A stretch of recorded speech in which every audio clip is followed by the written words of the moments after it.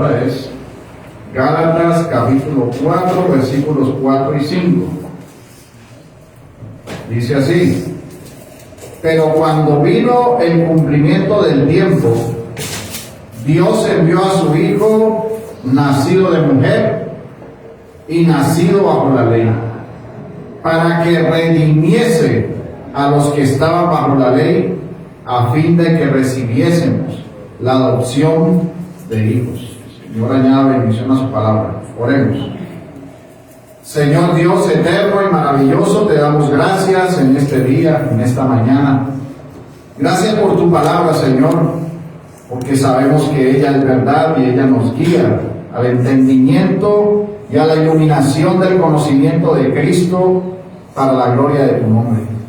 Te pedimos, Señor, que nos guíes en ese entendimiento y en esa verdad, para comprender y atesorar y guardar tu palabra y poder, Señor, estar nosotros firmes y seguros bajo esta luz que ilumina la senda mientras caminamos en este lado de la eternidad.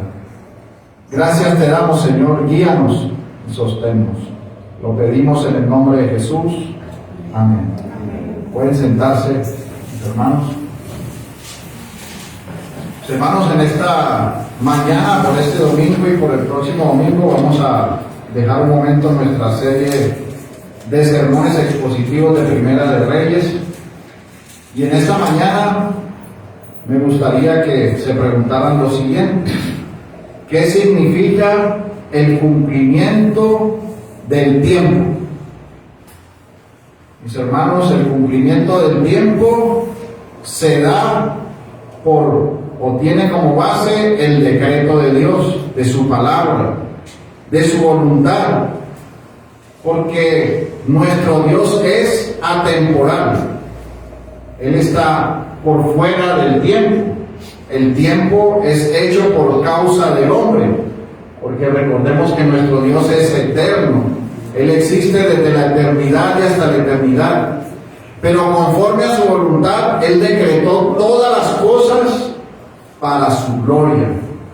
Como dice la palabra en Isaías capítulo 46, versículo 10: yo anuncio lo por venir desde el principio, y desde la antigüedad lo que aún no ha sido hecho. Digo, mi plan se realizará y haré todo lo que quiera. Y esto, mis hermanos, no podría ser si su consejo o su voluntad estuviera condicionada a que pudiera o no cumplirse. Eso no sucede con nuestro Dios. Lo que Él ha determinado, sus dichos, todo lo que Él hace, lo hace según el consejo de su voluntad inmutable. Y es la verdad certera y absoluta. Como dice la palabra en el Salmo 33:11, el consejo del Señor permanece para siempre, los designios de su corazón de generación en generación. Y conforme lo ha determinado el texto que leemos hoy, hay un cumplimiento del tiempo por la voluntad soberana de Dios. Sabemos nosotros que hay un cumplimiento del tiempo para cada uno de nosotros. Es más, la palabra dice que se ha señalado un día del cual no pasaremos. Y eso se ha determinado por la voluntad soberana de nuestro Dios. Pero, mis hermanos, vino un cumplimiento del tiempo en el cual vino el Salvador eterno, Emmanuel, Dios con nosotros. Este cumplimiento se da por la soberana voluntad de Dios.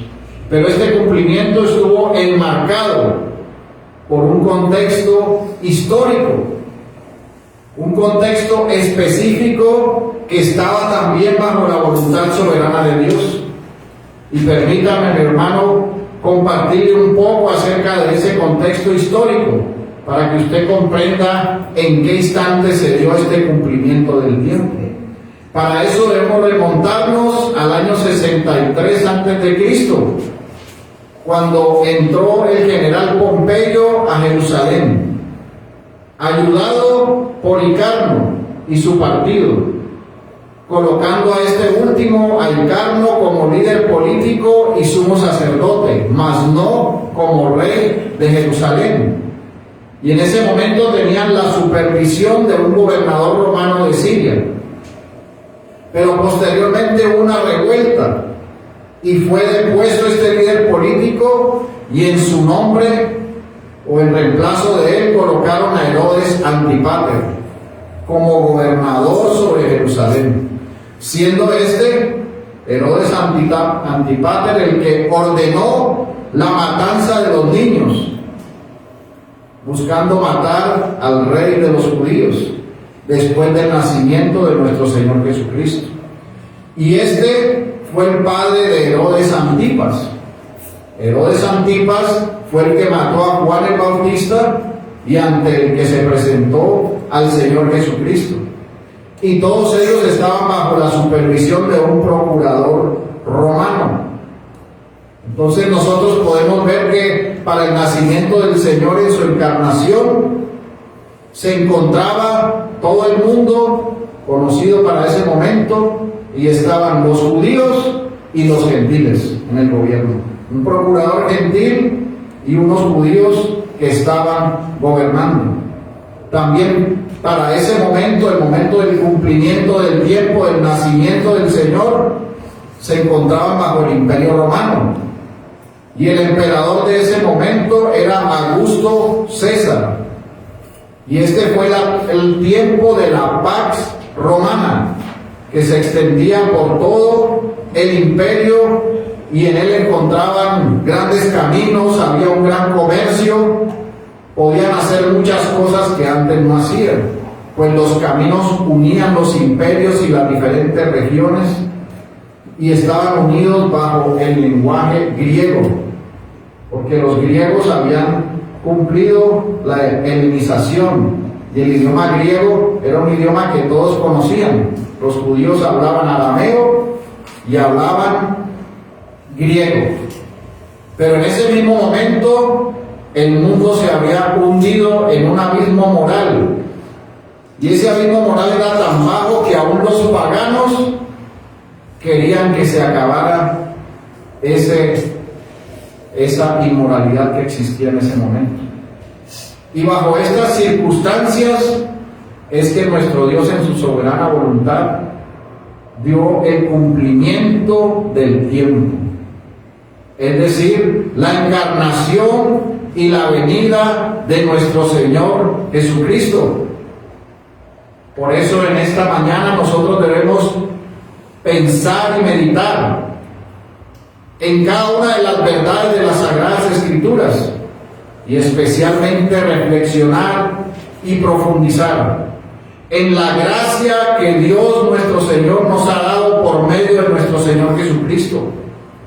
Por eso hoy veremos cómo el Padre había determinado un día específico para que el Hijo naciera, y por medio de él rescatar a su pueblo elegido, para hacerlos también sus hijos por medio de la adopción. Por eso es fácil considerar que esto pudo haber sucedido en un mes específico, en el mes de diciembre o en el mes de septiembre. No es específica la Escritura con el mes exacto en que se cumplió la encarnación de nuestro Señor Jesucristo. Pero lo que sí sabemos, mis hermanos, es que nuestro Señor nació. Lo que sí sabemos y tenemos como certeza es que hubo un cumplimiento del tiempo. Y aunque para estas fechas la gente utilice la palabra Navidad y haga tradiciones acerca de este significado, nosotros debemos como creyentes centrarnos en que Cristo fue encarnado, en que nació de una virgen bajo la ley para redimir un pueblo y hacerlo hijo para su gloria. Por eso en este día vamos a hablar de este sermón que he titulado El Cristo Encarnado, y vamos a verlo en su desarrollo en 4 puntos. El primer punto es: Dios envió a su Hijo. El segundo punto: el Hijo de Dios nació de una mujer. El tercer punto: el Hijo nació para redimirnos. Y como cuarto punto: por el Hijo llegamos a ser adoptados por Dios. Vayamos pues a desarrollar el primer punto. Dios envió a su Hijo. Mis hermanos, el hombre desde que tiene uso de su razón ignora cuál es su principal problema. Por esto es imposible que llegue a entender que necesita buscar a Dios. Pero Dios, que conoce todas las cosas y que es completamente sabio, infinitamente santo y totalmente amoroso, ha decretado desde la eternidad reconciliar a los hombres con Él. Que haya paz entre los hombres y Dios. Y esta reconciliación no podía ser hecha por un hombre común y corriente, ya que todos los hombres nacen en pecado. Tenía que ser un mediador perfecto, sin pecado, perfectamente justo y que fuera Dios mismo. Y el único que cumplía estos elementos era el propio Hijo de Dios, nuestro Señor Jesucristo. Él debía tomar forma de hombre para rescatar a los hombres, pero también debía ser Dios para pagar lo que Dios mismo exigía. Por eso es que la palabra dice en Juan 3:16, porque de tal manera amó Dios al mundo, que ha dado a su Hijo unigénito, para que todo aquel que en Él cree no se pierda, mas tenga vida eterna. Porque no envió Dios a su Hijo al mundo para condenar al mundo, sino para que el mundo sea salvo por Él. El que en Él cree no es condenado, pero el que no cree ya ha sido condenado, porque no ha creído en el nombre del unigénito Hijo de Dios. Y en este envío del Verbo hecho carne se cumple también el tiempo anunciado por los profetas en el Antiguo Testamento. Nosotros leemos en Isaías capítulo 9, versículo 6, porque un niño nos ha nacido, un hijo nos ha sido dado, y la soberanía reposará sobre sus hombros, y se llamará su nombre Admirable, Consejero, Dios poderoso, Padre eterno, Príncipe de paz. Eso se daría en el cumplimiento del tiempo. Y mire lo que dice Miqueas capítulo 5 versículo 2.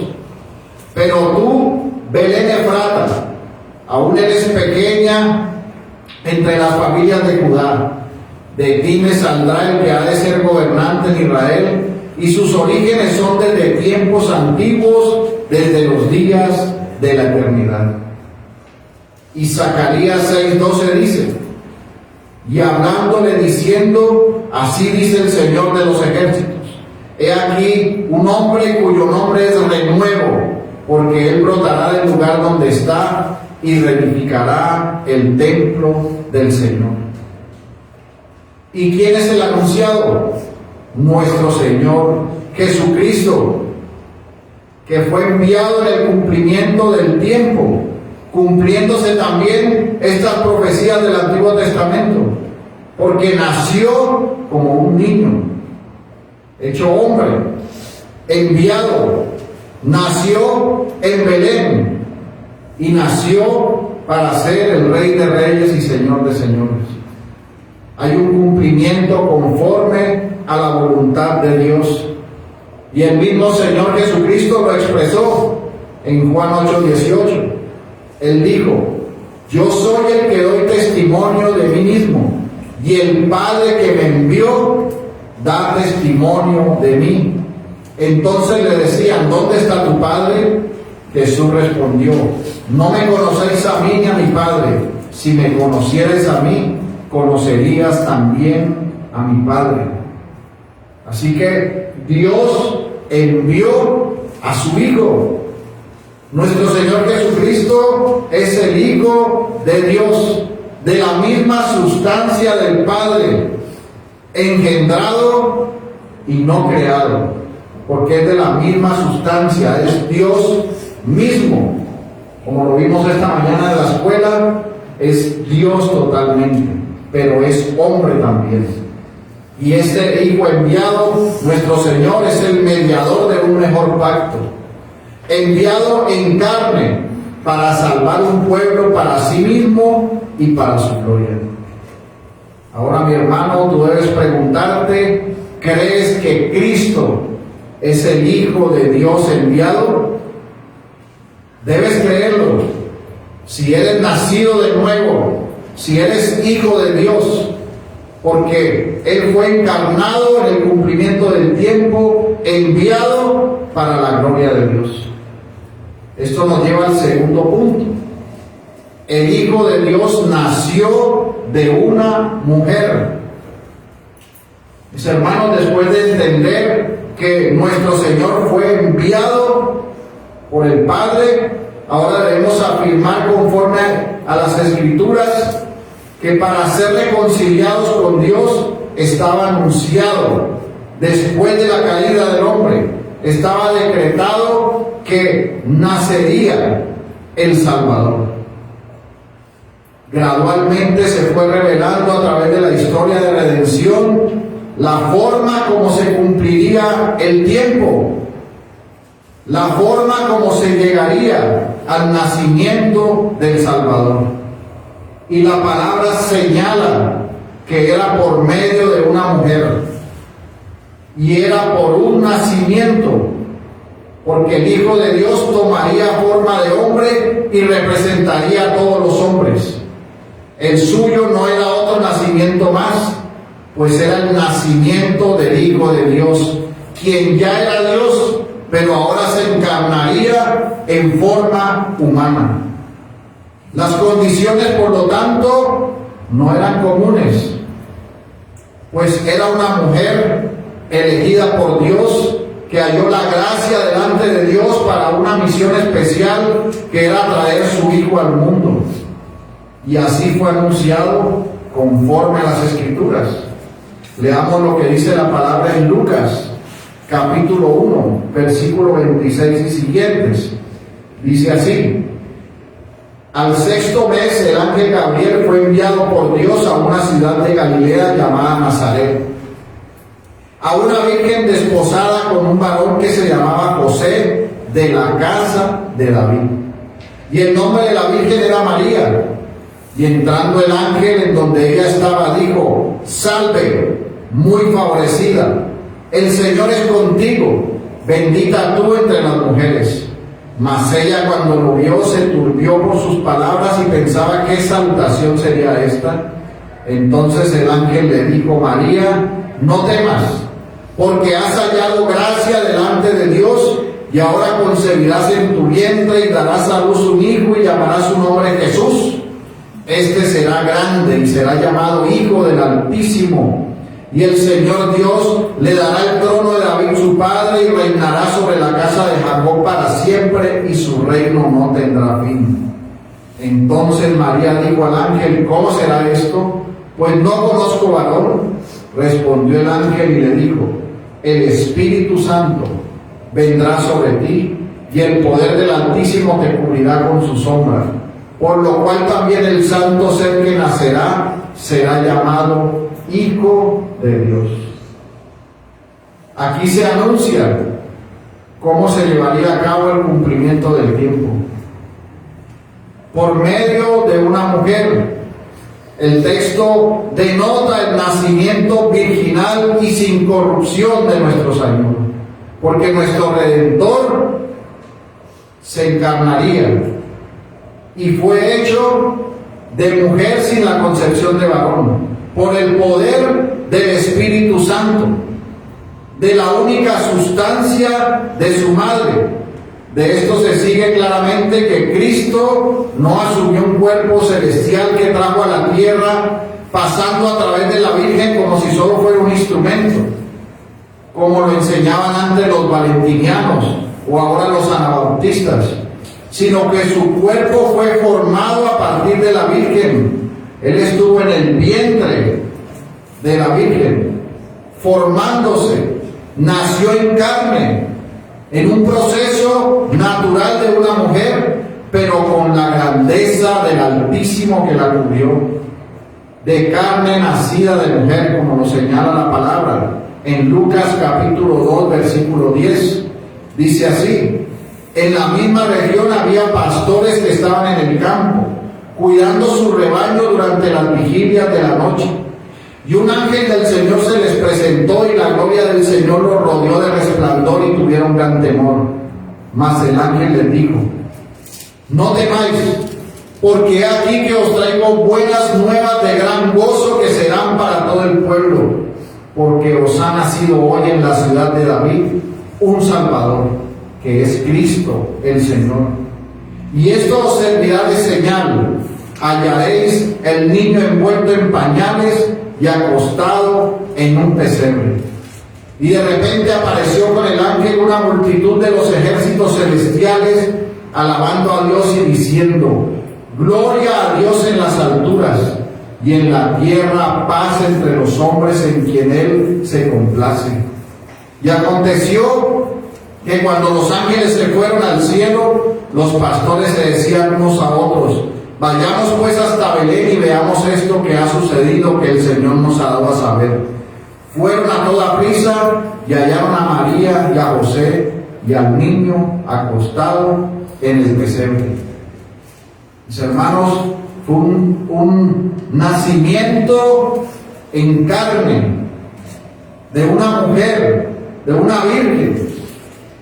Nuestro Señor, en su estado de humillación, en esa encarnación, tuvo que nacer y ser cuidado como un bebé para crecer y cumplir lo que había sido determinado. El nacimiento del Señor de una virgen había sido profetizado por Isaías, en Isaías capítulo 7, versículo 14. Por tanto, el Señor mismo os dará una señal: he aquí una virgen concebirá y dará a luz un hijo, y le pondrá por nombre Emmanuel, Dios con nosotros. El cumplimiento del tiempo era en el nacimiento de una virgen. Y usted puede observar, mi hermano, que ese nacimiento fue un día glorioso, porque aún los ángeles del cielo decían: gloria a Dios en las alturas, y en la tierra paz entre los hombres en quien Él se complace. Porque el Redentor vino a traer la paz, a reconciliar. Es Dios mismo encarnado. Hubo un motivo de gozo por el nacimiento de Cristo, de la promesa de Dios.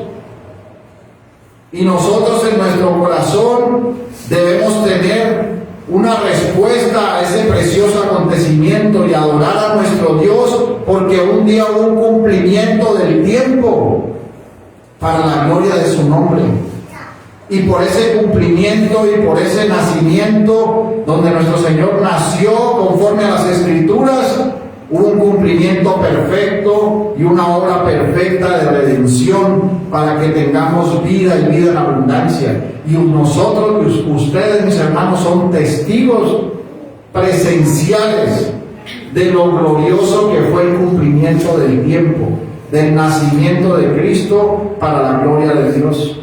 Porque nosotros somos cristianos, somos creyentes, y hemos creído que nuestro Señor nació en carne, y que murió y resucitó, y que reina y que vive por los siglos de los siglos.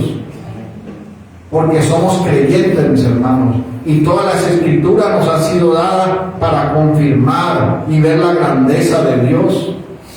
El nacimiento del Señor fue un momento glorioso y de milagros, del poder absoluto de Dios sobre todas las cosas, porque Él tiene poder aún sobre la naturaleza, sobre todo.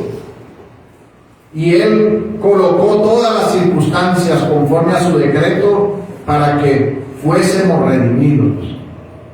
Pero debemos nosotros recordar que nuestro Señor tuvo que nacer y crecer como un hombre, siendo Dios mismo. Por eso es que el apóstol Pablo dice en Filipenses que no estimó el ser igual a Dios como cosa a que aferrarse, sino que se despojó a sí mismo, haciéndose humilde hasta la muerte y muerte de cruz. Y se despojó no porque se haya despojado de su divinidad, pues eso era imposible, pero sí se despojó de la gloria y la comunión que gozaba con el Padre para ser encarnado, nacer y crecer como un hombre, para morir en una cruz por la redención de su pueblo. Así que debemos tener presente, mis hermanos, que Dios envió a su Hijo y que fue nacido de mujer. Pero como dice el texto, nacido bajo la ley. ¿Para qué? Para que redimiese a los que estaban bajo la ley. Así que ese nacimiento, ese cumplimiento del tiempo tenía un objetivo, y es el tercer punto, que el Hijo de Dios nació para redimirnos. Así que, habiendo entendido el cumplimiento, la encarnación de nuestro Señor, que Él fue enviado y nacido de mujer conforme a las Escrituras, ahora miramos un propósito redentivo. Y ese propósito era necesario, porque todos los hombres nacen en pecado. Dice la palabra en Romanos: por cuanto todos pecaron y están destituidos de la gloria de Dios. Por eso el hombre tiene un apego natural a todo lo que es contrario a la voluntad de Dios. Es esclavo del pecado, y por esa esclavitud que lo tiene subyugado, que lo tiene haciendo todo lo que es contrario a la voluntad de Dios, la única forma en que podía salir y ser liberado de ese estado era por la acción soberana de Dios. Era que Dios enviara a su Hijo para rescatar al hombre y hacerlo libre de su amor natural al pecado, hacerlo libre de la esclavitud, darle un nuevo corazón y darle vida, y vida en abundancia. Y el precio que pagó nuestro Señor, el Hijo de Dios, fue su propia sangre, porque Él fue un varón perfecto y sin mancha, porque el precio exigido de Dios para satisfacer la deuda que el hombre tenía con Dios solo podía ser pagado por un excelente mediador, que era hombre, pero que también era Dios, el Cordero perfecto que quita el pecado del mundo. Como dice la palabra en Primera de Pedro, capítulo 1, versículo 18: sabiendo que fuisteis rescatados de vuestra vana manera de vivir, la cual recibisteis de vuestros padres, no con cosas corruptibles como oro o plata, sino con la sangre preciosa de Cristo, como de un cordero sin mancha y sin contaminación, ya destinado desde antes de la fundación del mundo, pero manifestado en los postreros tiempos por amor de vosotros, y mediante el cual creéis en Dios, quien le resucitó de los muertos y le ha dado gloria, para que vuestra fe y esperanza sean en Dios. Así que nosotros fuimos rescatados, redimidos por nuestro Señor Jesucristo. Y quiero que vea atentamente en el texto que dice que Él nació bajo la ley. Mis hermanos, ¿cómo es posible que Dios está sujeto a la ley? El Hijo de Dios sujeto a la ley que Él mismo le había proclamado a Moisés. La ley que señalaba su carácter moral, lo que Él es en sí mismo. Mis hermanos, cuando se dice que nació bajo la ley, está señalando que al reconocer la ley de Dios, nuestro Señor cumpliría las demandas que exige la ley. Porque nosotros, que somos transgresores de la ley, somos justos merecedores de las sanciones penales y las demandas positivas de la ley. Lo que la ley ha determinado para nosotros era el justo castigo y la justa pena que merecíamos. Pero nuestro Dios, que exige santidad completa, no solo exigía esta santidad, sino el cumplimiento de todos sus preceptos, De lo contrario, había imposición de la pena por las infracciones a la ley. Y es ahí donde nuestro Señor debe nacer bajo la ley, para poder cumplir todas las exigencias de la ley, la doble exigencia de la ley de Dios, que es lo que se tiene en cuenta en la obediencia activa o la obediencia pasiva de Cristo. Por eso señala que Él nació bajo la ley. Nuestro Señor es el representante de su pueblo, que es representado en su encarnación, en su nacimiento como hombre, siendo maldición por nosotros al quedar bajo maldición y condenando a la ley debido al pecado. Pero nosotros, mis hermanos, en Él tendríamos la perfecta obediencia, porque Él cumplió la ley de Dios en todas sus demandas positivas. Él afrontó la culpa del pecado y cumplió a perfección todas las demandas de justicia. Y en ese sentido, la obediencia de Cristo fue sustituta, porque cargó todo el juicio de Dios sobre el pecado, porque nació bajo la ley. Y fue sustituta porque enfrentó todas las demandas de la justicia. Fue una obediencia perfecta y viene a ser la base del perdón del pecado y de la justificación presente que tenemos como hijos. Por esto tenía que nacer bajo la ley, por esa perfecta obediencia que se nos imputa. Porque en la cruz del Calvario, mis hermanos, fue llevado a cabo el acto supremo de obediencia, donde nuestro Dios entregó todo por nosotros. Por eso podemos preguntarnos de dónde se deriva su determinación de ofrecerse a sí mismo, siendo encarnado y naciendo bajo la ley. Mis hermanos, porque fue su naturaleza humana, su encarnación, la que nos dio esta obediencia perfecta a la ley, porque entregó su vida hasta la muerte.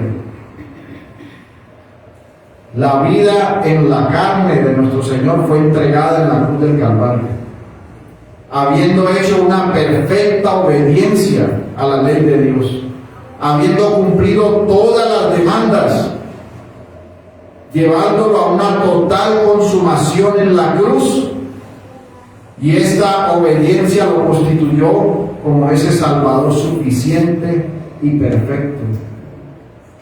Pero, mis hermanos, esto se debió al cumplimiento del tiempo, a la encarnación, al nacimiento de nuestro Señor, al estado de humillación que lo hace una perfecta y eterna fuente de salvación. Y por eso nosotros debemos estar agradecidos de la obra redentora que nuestro Señor nos trajo, por su encarnación, su nacimiento. Por eso los pastores lo adoraron.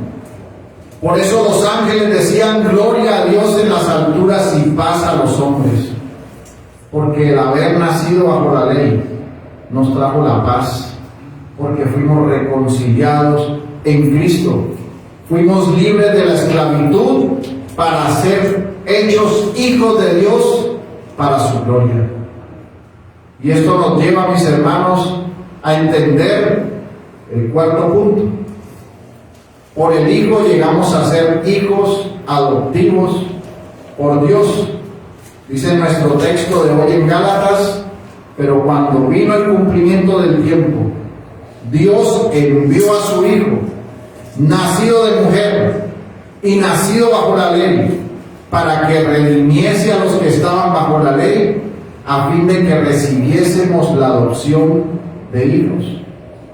Hemos entendido que Dios envió a su Hijo en un cumplimiento del tiempo, conforme a su soberana voluntad y conforme a su decreto, en el nacimiento de nuestro Señor Jesucristo, nacido de mujer, nacido bajo la ley, para que fuésemos redimidos y a fin de que fuésemos recibidos como hijos, adoptados como hijos, Así que nuestro Señor Jesucristo es el medio para llegar a ser hijos de Dios. Y esto manifiesta, mis hermanos, que no todos lo serán, pues solo aquellos que han sido predestinados desde antes de la fundación del mundo son los que llegarán a ser el pueblo de Dios, adoptados hijos conforme al cumplimiento del tiempo establecido por Dios para la obra redentora. Esto es desde el nacimiento de nuestro Señor hasta su muerte y resurrección.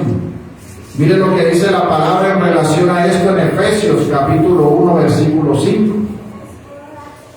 Nos predestinó para ser adoptados hijos suyos por medio de Jesucristo según el designio de su voluntad. Otra versión dice, por el puro afecto de su voluntad. Así que somos adoptados hijos por medio de nuestro Señor Jesucristo. Pero para poder ser adoptados hijos por medio de Jesucristo tenía que haber un cumplimiento del tiempo.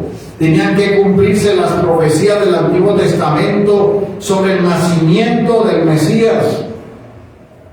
Y su nacimiento era en carne, enviado por Dios y nacido de una virgen para nacer bajo la ley, para que fuéramos redimidos y así sí poder ser adoptados hijos por medio de nuestro Señor Jesucristo.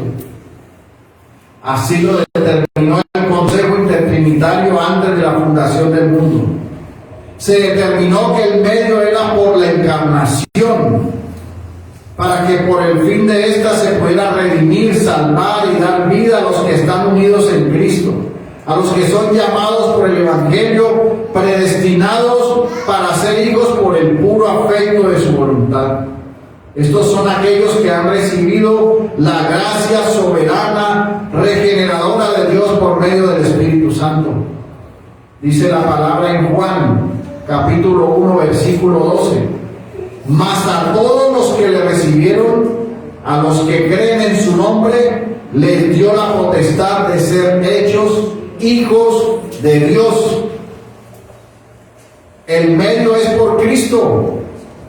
Dice la palabra en Gálatas 3:26, pues todos sois hijos de Dios mediante la fe en Cristo Jesús. Así que hemos recibido la redención en Cristo. Ya no somos esclavos del pecado y además de eso recibimos la adopción para ser hijos de Dios. Una relación filial con nuestro Dios, pues la justificación que trajo nuestro Señor naciendo bajo la ley nos hace limpios del pecado, libres de la ira de Dios, y esto precede la adopción como hijos en el nuevo nacimiento.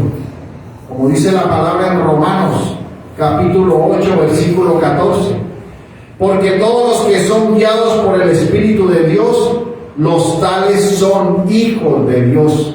Pues no haber recibido un espíritu de esclavitud para volver otra vez al temor, sino que haber recibido un espíritu de adopción como hijos, por el cual clamamos Abba Padre. El Espíritu mismo da testimonio a nuestro espíritu de que somos hijos de Dios. Y si hijos, también herederos, herederos de Dios y coherederos con Cristo, si en verdad padecemos con Él, a fin de que también seamos glorificados con Él. Mis hermanos, la adopción es una gran bendición que tenemos nosotros, el pueblo de Dios, aquellos que han sido redimidos, gracias al cumplimiento del tiempo, a la encarnación de nuestro Señor, a su nacimiento, a la obra perfecta de redención. Y nosotros, como lo señala nuestra confesión, tenemos 4 privilegios por haber sido adoptados hijos de Dios. El primer privilegio es que somos incorporados a la familia de Dios. Somos tomados como el número de los justos que gozan de las libertades y de los privilegios de ser hijos de Dios, de estar en su presencia. Como dice el himno, cuando allá se llame lista, allí estaremos nosotros presentes porque somos hijos de Dios. tenemos una recepción de una disposición filial, porque a través del Espíritu Santo en la regeneración recibimos la adopción como hijos y podemos clamar: Abba Padre. Tenemos comunión con nuestro Dios, acercándonos confiadamente al trono de la gracia. En tercer lugar, tenemos una experiencia del trato paternal de Dios.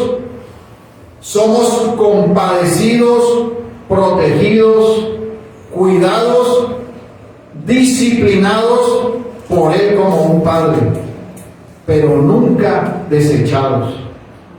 Permanecemos en la unión con Cristo, sostenidos en Él, y de ahí nadie, mi hermano, lo puede quitar a usted. Si usted es un hijo de Dios, siempre será un hijo de Dios. Pero si usted aparenta ser un hijo de Dios y vuelve a ser un hijo del diablo, es porque usted nunca fue un hijo de Dios. Pero mientras usted lo sea, usted es de la familia de Dios, con el espíritu de adopción, y es cuidado, compadecido, pero también disciplinado por un Padre amoroso que lo ama, porque somos formados a la imagen de Cristo. Y en cuarto lugar, al ser adoptados hijos, tenemos una recepción de la herencia prometida. Es decir, sellados para el día de la redención, para heredar las promesas como herederos de una salvación eterna.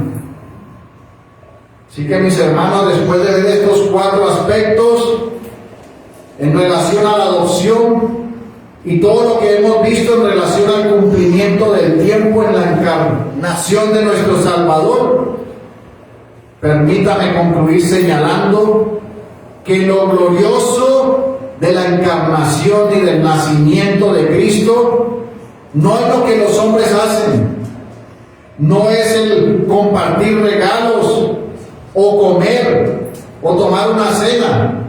Eso no es lo glorioso del nacimiento de Cristo. Se olvidan del don inefable del Hijo encarnado que fue dado conforme al decreto de Dios para salvar un pueblo para sí, porque todo se trata de Dios y de su gloria, no de nosotros, que somos pecadores, viles, sabios en nuestra propia opinión. Por eso, en este día debemos meditar en la grandeza de Dios, en lo glorioso que fue el nacimiento de Cristo encarnado para poder darnos vida y vida en abundancia, mis hermanos. Y como decía el hermano esta mañana en su meditación, Él no es un niño. Nuestro Señor creció, murió y resucitó para darnos vida y vida en abundancia. Por tanto, lo glorioso de la encarnación es la gloria de Cristo, que estamos unidos a Él para vivir para su gloria. Mi hermano, no dejes que seas tú lleno de la temporalidad de este mundo, de los afanes de este mundo.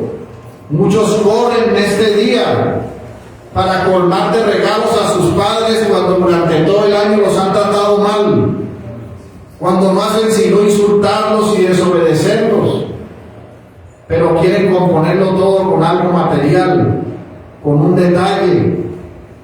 Corre la gente por una cena, porque lo único que hacen es buscar su propio bien, pero nunca la gloria de Dios, nunca el entendimiento de que esto es para glorificar el nombre del Señor, porque sin encarnación no había salvación.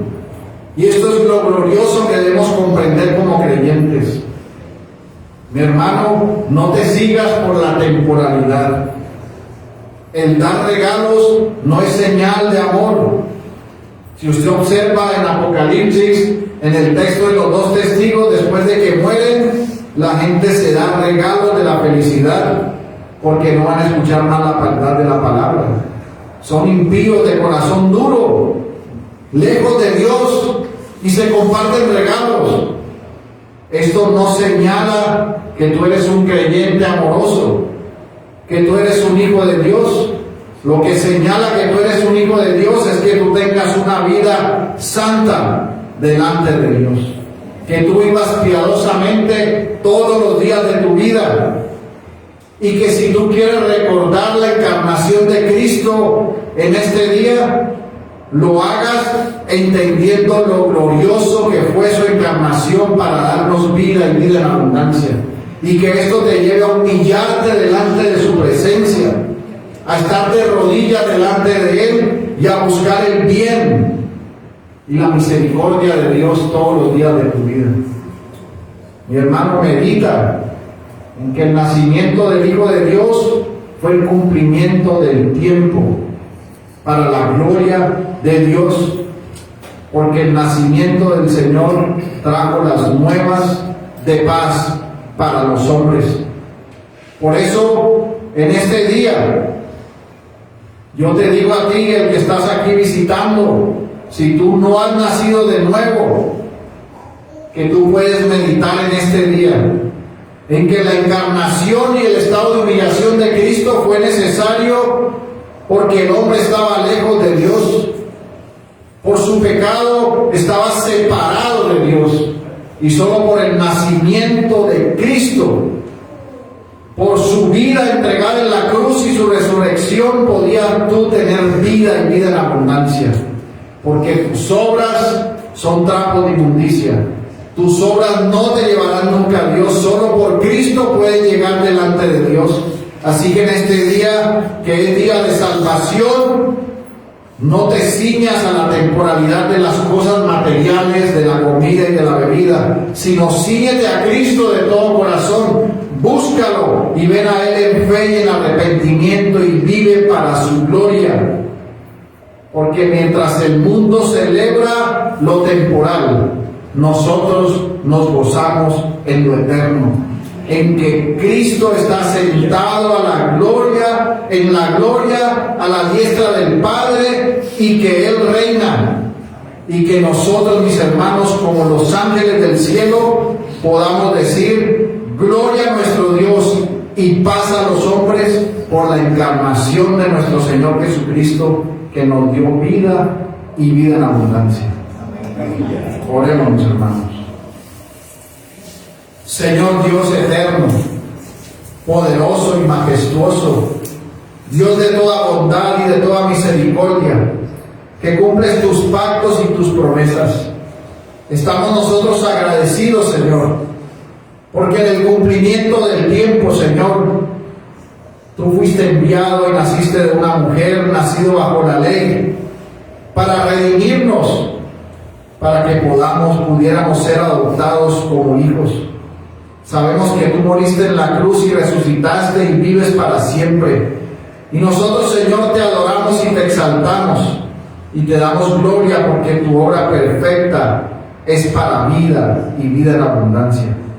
Ayúdanos, Señor, para no vivir de lo temporal, sino vivir aferrados a lo eterno, hacer tu voluntad, hacer justicia, misericordia y hacer humildes delante de ti. Y guíanos, Señor, conforme a tu voluntad, para que hagamos lo que es digno de ti como tus hijos. Gracias te damos, Señor, en el nombre de Jesús. Amén. Bueno, mis hermanos, que el Señor les bendiga y les guarde en este día y todos los días conforme a su voluntad.